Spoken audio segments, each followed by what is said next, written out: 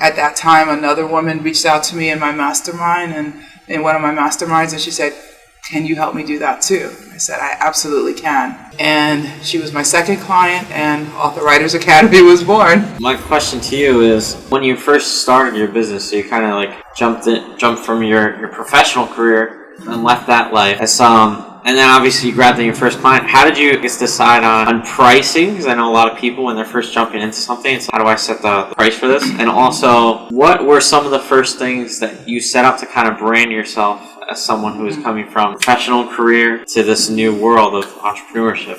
I realized I've been running businesses my whole life. My first company I was 8 years old, and most people, they have their lemonade stand and they're selling their lemonade. And there was something a little bit different about my lemonade stand. I went into my house and looked for things that were not being used, and I repurposed and repackaged them, had those out there for sale. I guess this is the entrepreneurial spirit part. Instead of limiting my stand to what I could do with my little hands, I recruited the other kids in the neighborhood to run my stand, so it was running all day, every day. I paid them in candy. I knew the value of cash. And two things I remember that I learned from that, of course, the power of having a team. I learned that when you can see things in a different way, you can help other people see them in that way. Always seeing what others didn't see, seeing what was possible. And all of these skills are the same skills I use in Author Writers Academy. I see in people their stories. I see who they really are, who they've become, what they've overcome.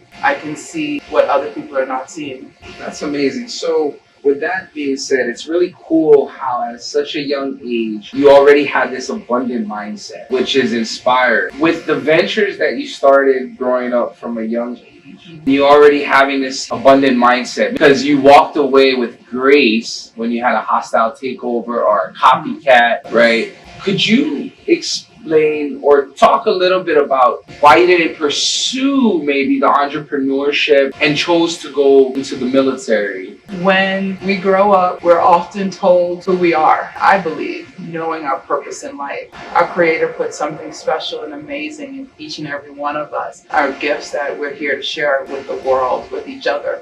Like what you have elevates me. What you have elevates him. We're here to help each other to grow and to expand. For lots of different reasons, don't step into their purpose, into their dreams, into their hopes. They allow the people around them, their teachers, their parents, society at large, and often well-meaning and loving, but misguided. Tell them who they are, tell them what they can and can't do.